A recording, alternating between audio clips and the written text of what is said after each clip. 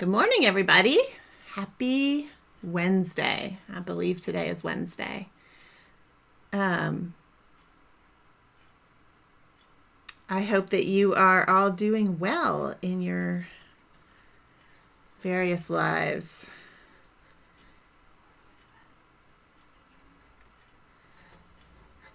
I'm back to working on this piece. I'm quite sure this was not my intention for today on Monday, but Monday was such a crapshoot. Sometimes I say I don't play craps, but Monday was a interesting day. So thanks for coming back today. Anyway, I'm working on this little thing, which is fun to weave on because it's on pipe loom, and it is it started at 10 ends per inch, but it appears to have made its way to 8 ends per inch. So the beginning of this piece is narrower. This was 10 ends per inch. So I'm attempting to, it's almost 10 ends per inch now.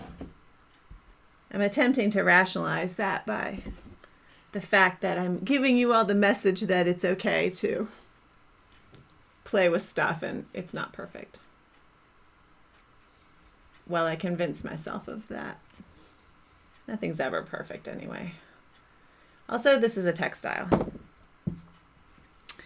I love seeing you guys chatting.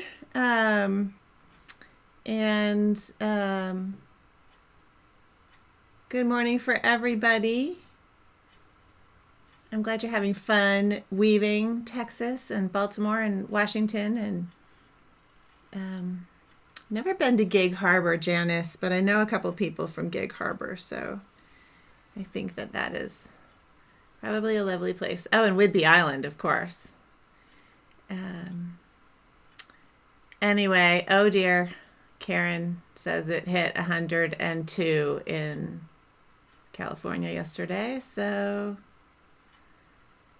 it's not going to be that hot here, but I feel we are heading towards summer.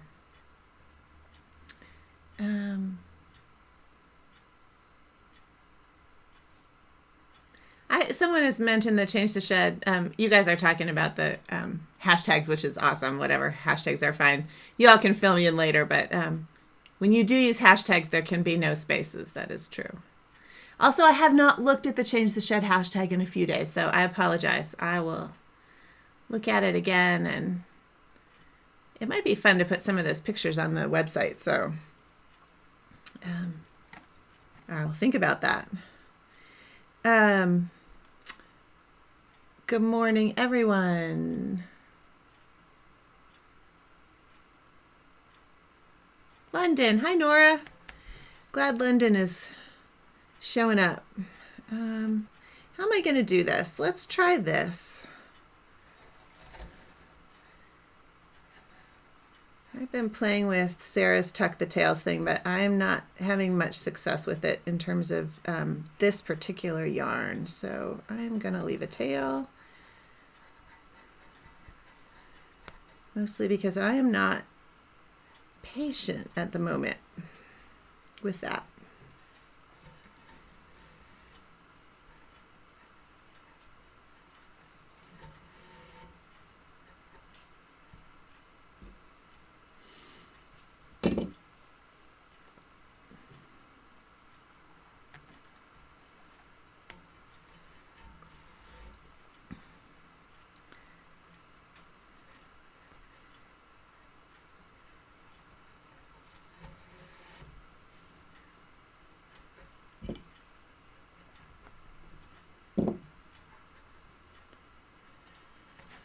It's so much fun to weave on a long pipe loom, you guys.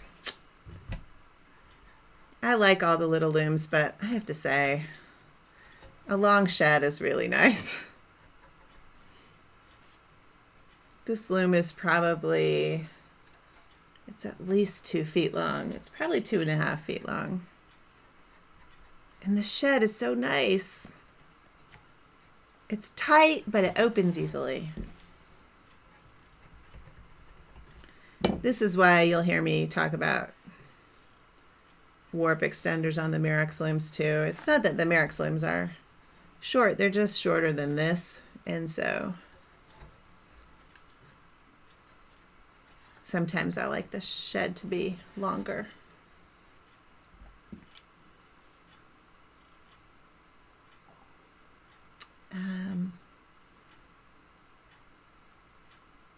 Glad you guys are weaving. Some of you are talking about working in the classes, and I have seen some great things during this pandemic. Come off your looms. Oh,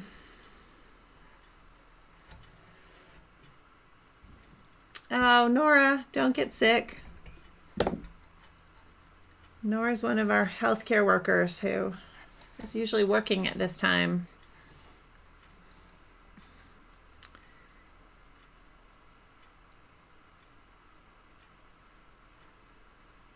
I think that tuck the tails, Christine mentioned that also. I think that just takes practice, because I actually,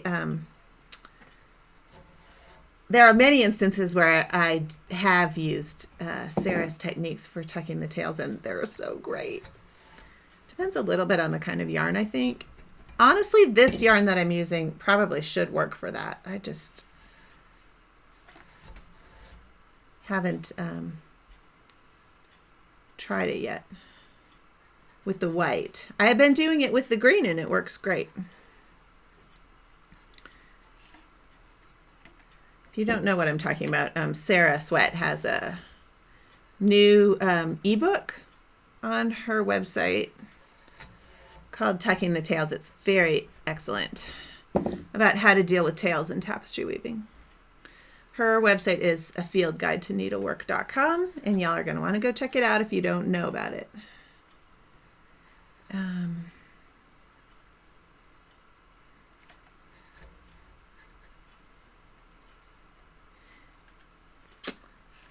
This is that moment where I'm trying to make a curve and decide where the little green part's going to go.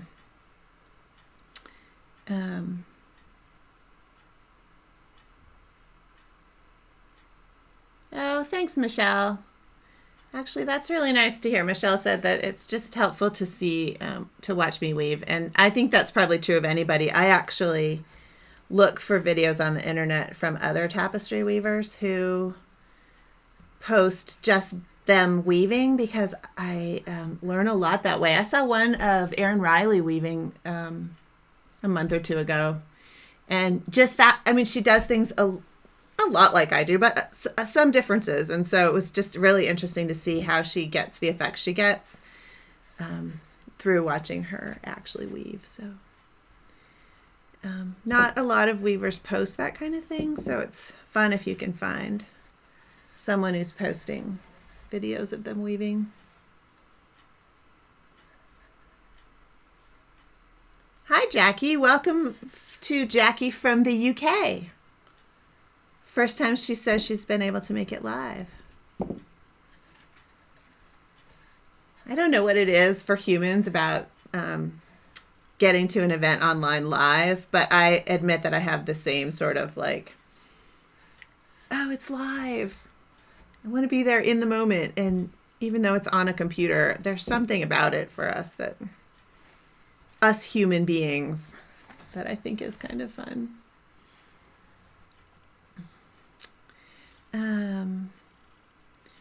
I'll have to, yeah.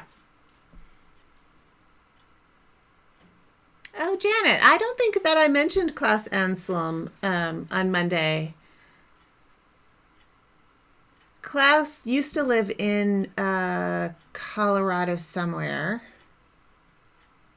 Anyway, he was another student of James Kohler. So he's a friend of mine, because the very first class I took with James Kohler, who was my teacher, was at Penland School of Crafts in 2005. And Klaus Anselm was in that class with me, along with Betsy Wing.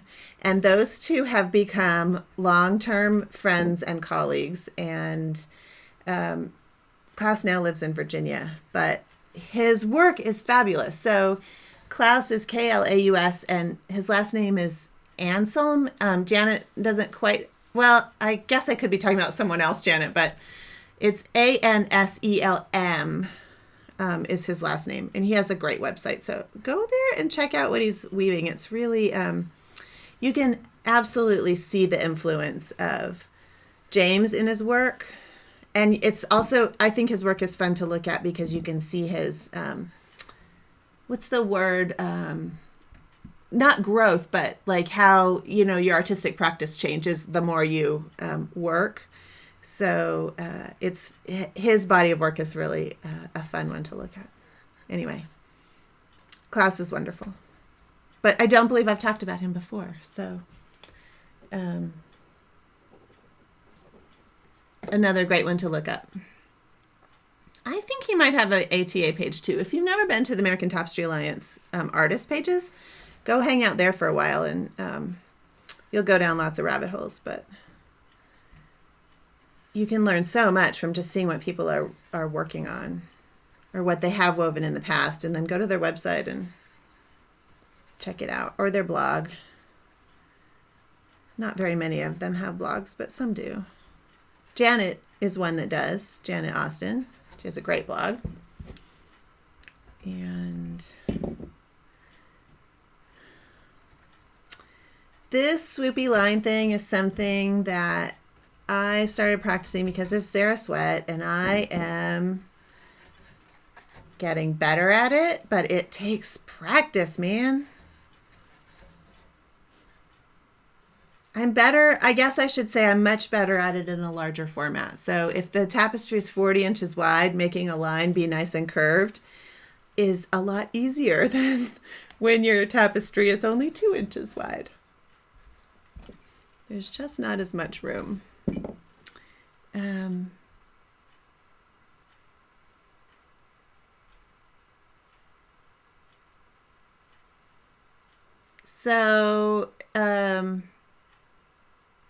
Yes, and Sarah is here, if you all didn't catch that. So they're all talking about tucking the tails, and it's just a practice thing, like any other technique.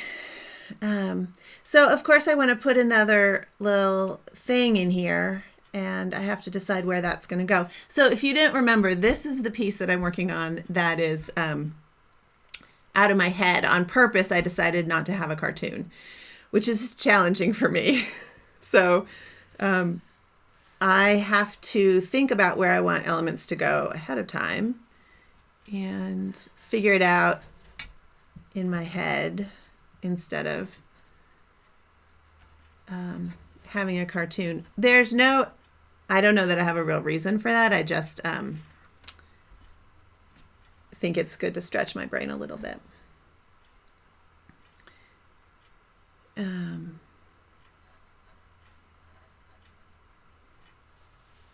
Anyway, so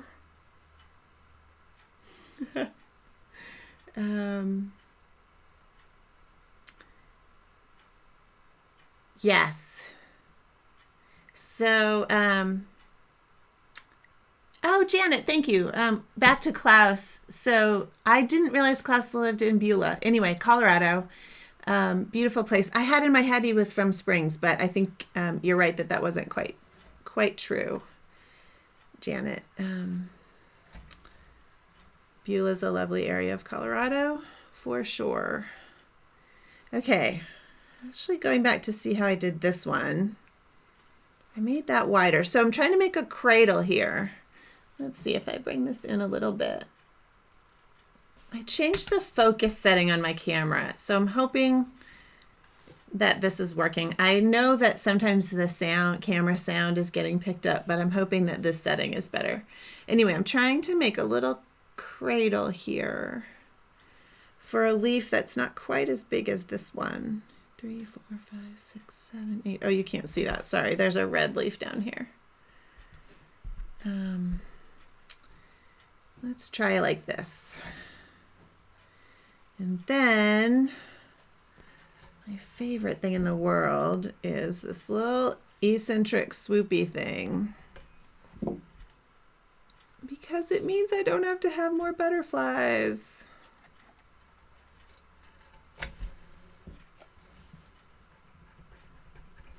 All right, and then I'm going to go back. So I made this little curve, and now I'm going to go back and fill up this side so that I can have a little curve there.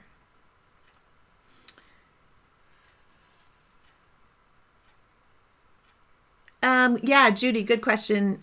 Do I ever make a float on the back, basically is what she is saying. Do I ever cross over a couple warp threads from the back to the next instead of dropping and picking up the same yarn? Actually, to be honest, I don't. I almost never do that. There are occasions that I do it, but I like the backs of my pieces to be clean, but there's a billion tapestry artists who do that all the time, where you need a yarn somewhere else and you just make a float on the back. There's nothing wrong with that at all. You just need to make sure that the floating yarn isn't too tight so that it impacts your tapestry, the face of your tapestry. Okay, so that's a valley thread. I like that. Hills and valleys, high steps, low steps. Made the first valley on the edge of that curve.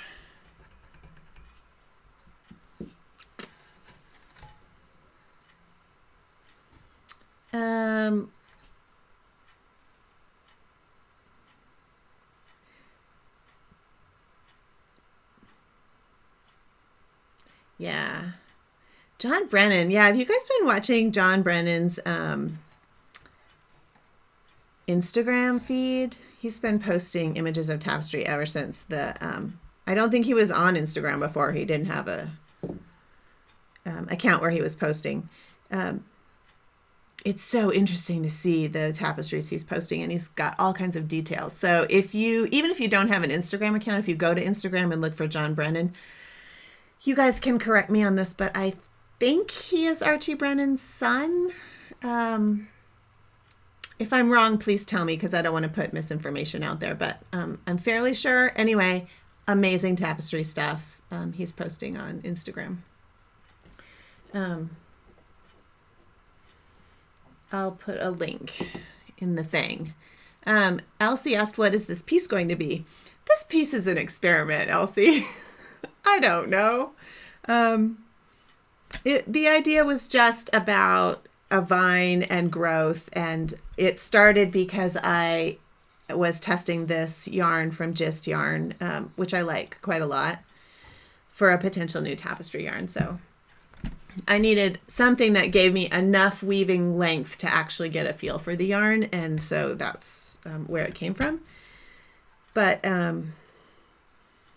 other than that, I don't really know. It's a fringeless 4 selvage warp, so it's the piece I think is 14 inches long. There's the top of it.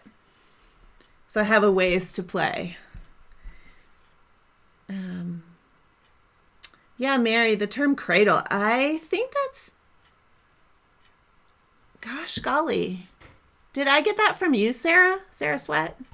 I remember using that term when we shot the fringeless class. Sarah Sweat and I did an online class called Fringeless, 4 selvage. It's about 4 selvage warping. I don't know where that term comes from. I used it in my book though. So now that you asked that, I'm wondering where I got it. Like all things. Like, why do I say eccentric? I think that has to do with I now think, thanks to the OTs among you, that has to do with my occupational therapy training. Okay, I'm going to make this next one pink. Why not? This is that Epic yarn that I've been playing with. So not only was I playing with this new tapestry yarn, I am also playing with Epic, which is a super nice, fairly thin yarn, which is pretty similar in size to this new Gist yarn.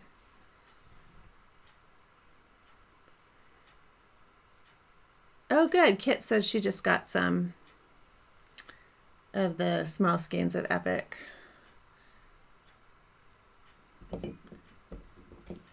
It's a nice yarn. There's a lot of yarns that are similar to this one. I think it's somewhat similar to Appleton Cruel, and it's also similar to, what's that yarn? The one that Kathy Todd Hooker sells, ALV, which is a Norwegian yarn, which is also really beautiful. I do like that yarn a lot. If you haven't tried that one, I think it's somewhat similar to the new yarn that, it's not a new yarn, but the one that Elizabeth Buckley's selling now too, which is called Anahera. Another comes from Europe. I'm not sure if it's made in Scandinavia or if it's a French yarn.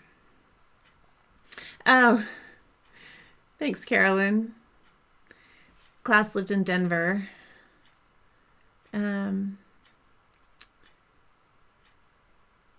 I have to, now that you all are asking about, or maybe I just made up the thing about Klaus, but now I'm going to have to see what he's up to.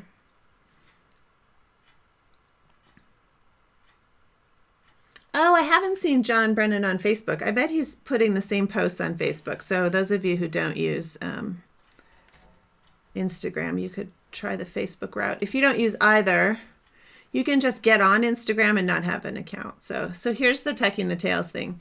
So if I'm thinking about that, I'm actually going to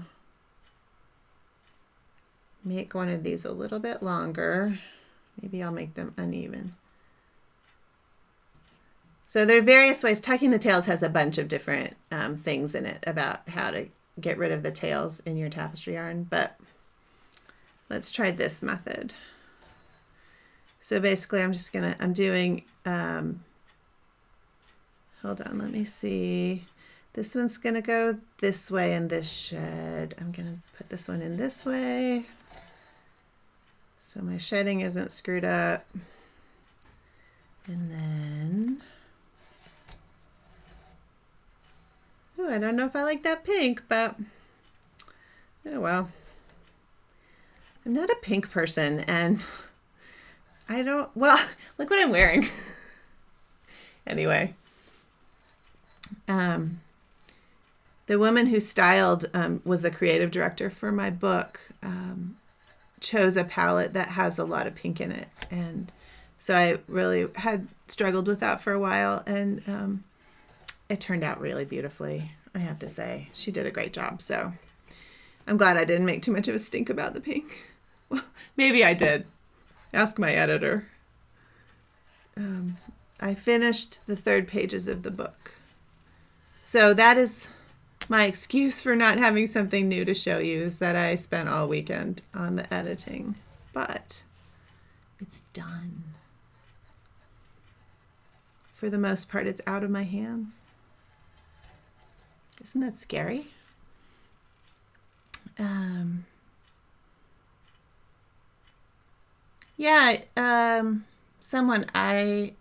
Kanita Woodles. I was trying to think of, so I talked about Kanita Tully briefly a few days ago, and there's some links on the Change the Shed website. But she talks about woodles. You guys were talking about woodles. I think, so right, that's what this is. Basically, if we are going to adopt Kanita's terminology, it's really hers, but woven doodles. I think it's brilliant. Looks like some of you think I'm right about John Brennan being Archie's son.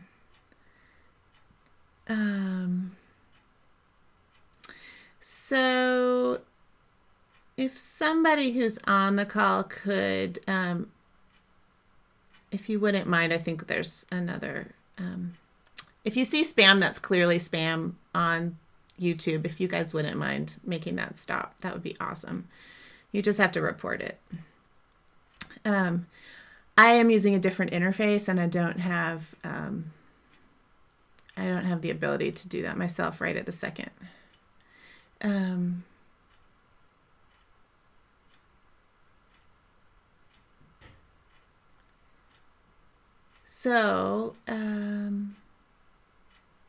Cool. It sounds like you guys are having a lot of fun doing all kinds of stuff.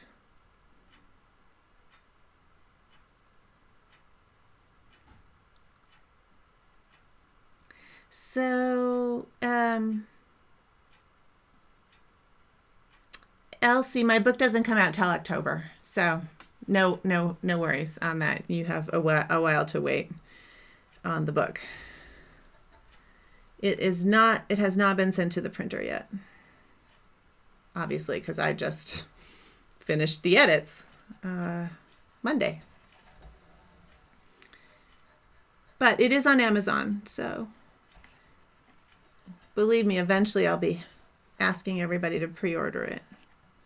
But you don't have to do it yet. You know what happens to me when I pre-order a book? I get excited about a book and I pre-order it really early. I forget. I've ordered books twice because I've forgotten that I pre-ordered it, and then I've pre-ordered it again. That's kind of embarrassing.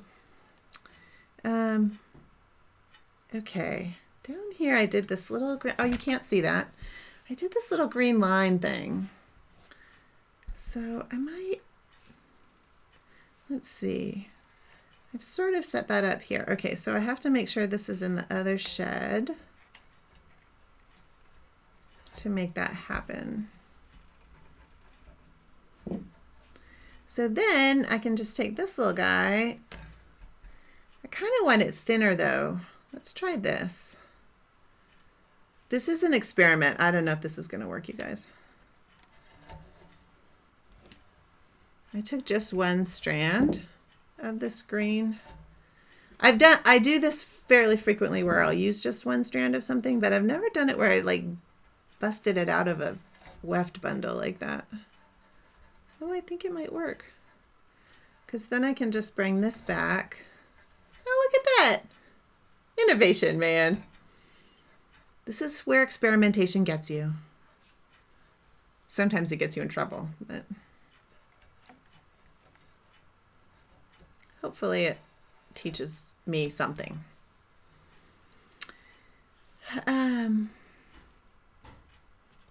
Anyway, oh, I thought I turned that off. Sorry. So what I did here, I don't know. Can you see that? Yeah. Hold on. Let me move that up. I wonder if I can zoom this in a little bit more. It's probably not quite going to focus. I put that back there and I don't like that big step there. So I'm going to take it out and go like this. Make it go out to the point again. And that should be a lot better.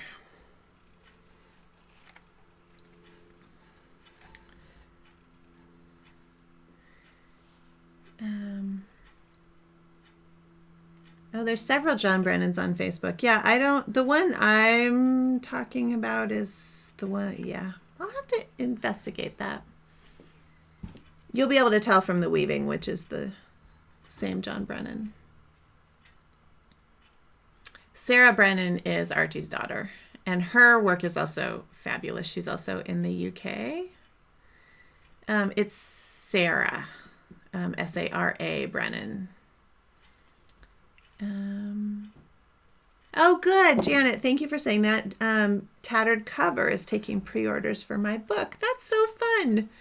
I love the Tattered Cover. It's in Portland, and it has been struggling from the pandemic and everything else that makes small books, independent bookshops struggle. So, gosh golly, if you can order it from an independent bookstore, that would be the best of all worlds. Oh, Tattered Cover, sorry. I'm conflating in my head Powell's in, sorry about that, Portland. Powell's is in Portland, and I saw something about them trying to stay open. Tattered Cover is in Denver. They are fabulous. They're so great. I'm glad they're taking pre-orders. Yes, I'll put a link to that, Lynn. The Scottish Gallery has a couple videos that I just saw because, oh, who's the other woman? Oh, I'm blanking on her name. There's at least two tapestry weavers up in these little, they're like 1 to 2 minute videos of tapestry weaving.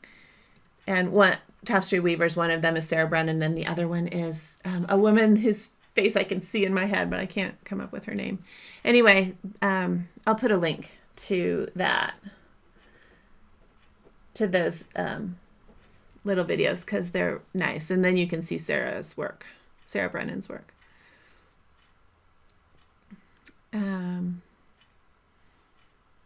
Anyway, there's my pink.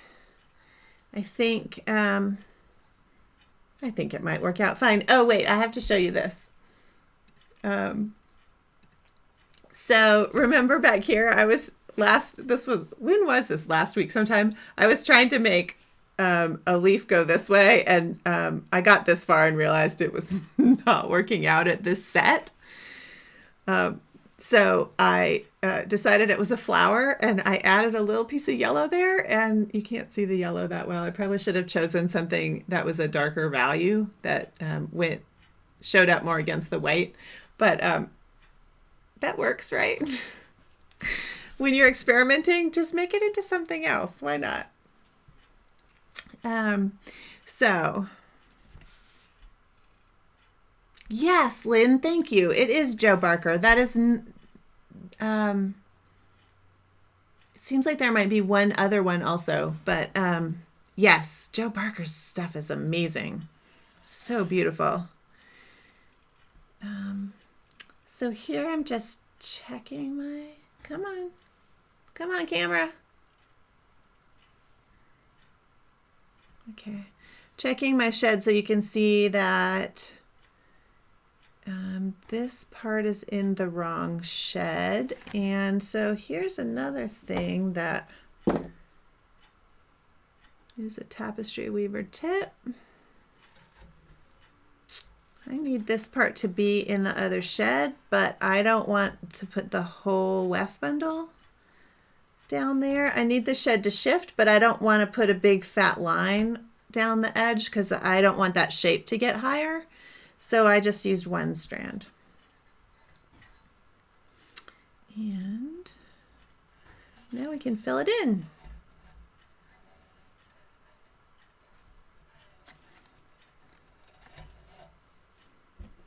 So next week, hang on, let me show you this before I talk about next week. Well, let me try this.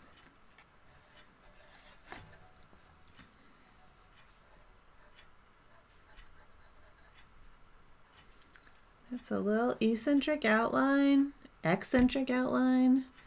And then this green is going to go straight up. So if I do this,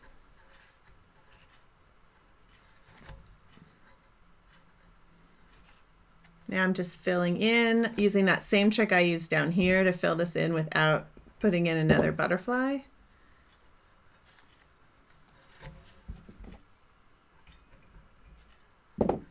Sometimes that works and sometimes it doesn't, but this curve is low enough that I think it will work in this case.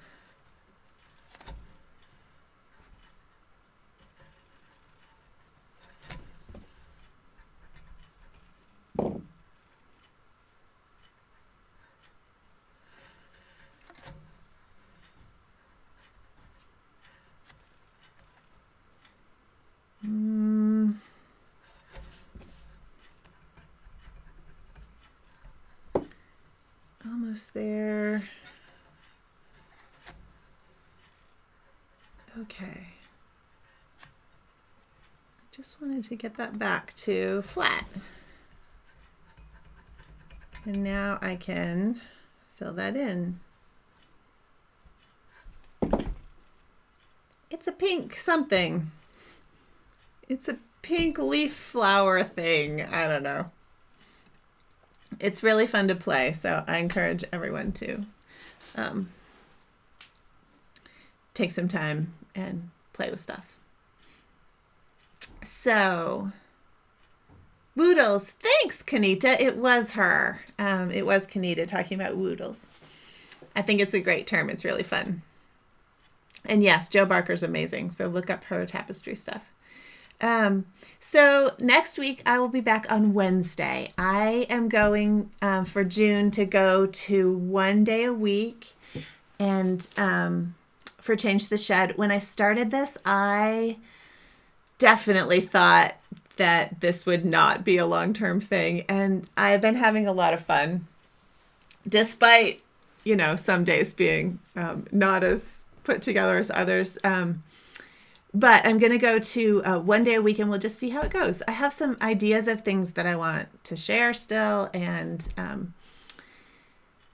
I think this stay-at-home stuff is probably going to go on for a long time. So it's kind of fun to be able to check in with everybody. But I am needing to take a vacation and focus my time a little bit better. So let's check in on Wednesdays. And so next Wednesday, same time, same place. And at some point in June, I'm going to have a big loom to show you. So besides the Arras.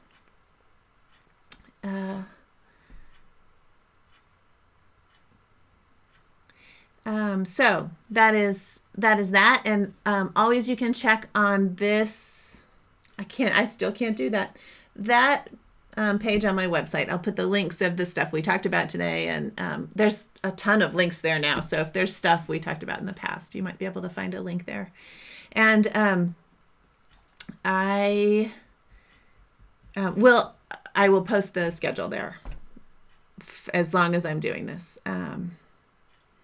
Thanks, Sarah. She says, Sarah Sweat, she says she doesn't know if she made up the term cradle or she got it somewhere else. I don't know either, but thanks for saying it's okay if I use it. I don't think I can change it now in the book, so hopefully it's all right. I included a section about making circles in the book. So those of you who've been studying with me know that I hate teaching weaving circles, but I did do it, and I use the term cradle in that section. So that's true, Janet. Leaves are often pink, new leaves. Emily has this plant that when it's really healthy, the edges of the leaves are this shape and they're pink. So it comes from, the plant came from Mississippi from her grandma. So, so next Wednesday I will be here, and I hope you all will be here too. Tattered Cover would be a great place if you're going to pre-order the book. Thank you, Janet, I think it was Janet Switzer who mentioned that. That's fabulous. I'll have to look that up. Yes. And those of you in my online classes, of course, I have lots of live stuff. Friday this week is the Module 6 live Q&A, and I will, in past I've done live Facebook live feeds, and I will go back to doing those now that I'm not doing this quite as much. So thank you all for everything. And I'm in my chatty phase now, so that always means it's time to go get some other things done. And I will, we'll see what comes up next Wednesday, and I'll have more stuff to show you. So thanks again. Have a great week, and I will see you all next Wednesday.